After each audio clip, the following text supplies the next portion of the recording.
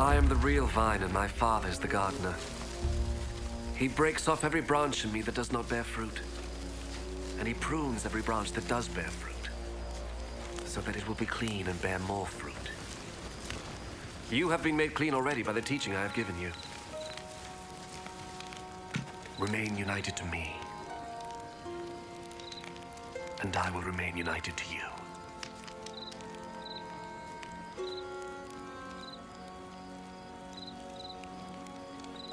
A branch cannot bear fruit by itself. It can do so only if it remains in the vine. In the same way, you cannot bear fruit unless you remain in me. I am the vine, and you are the branches. Those who remain in me and I in them will bear much fruit, for you can do nothing without me. Those who do not remain in me are thrown out like a branch and dry up. Such branches are gathered up and thrown into the fire, where they are burned.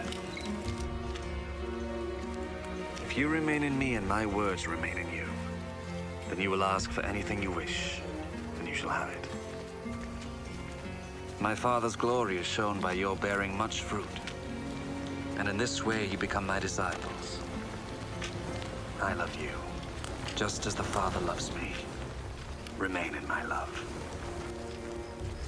If you obey my commands, you will remain in my love, just as I have obeyed my Father's commands, and remain in his love.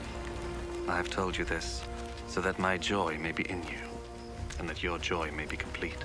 My commandment is this: love one another, just as I love you. The greatest love you can have for your friends is to give your life for them, and you are my friends, if you do what I command you. I do not call you servants any longer, because servants do not know what their master is doing. Instead, I call you friends, because I have told you everything I heard from my Father. You did not choose me. I chose you, and appointed you to go and bear much fruit. The kind of fruit that endures. And so, the Father will give you whatever you ask of him in my name. This, then, is what I command you.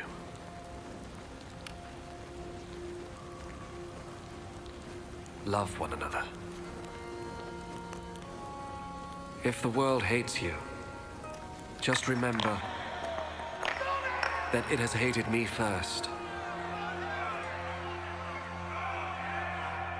If you belong to the world, then the world would love you as its own. But I chose you from this world, and you do not belong to it. That is why the world hates you. Remember what I told you. Slaves are not greater than their master.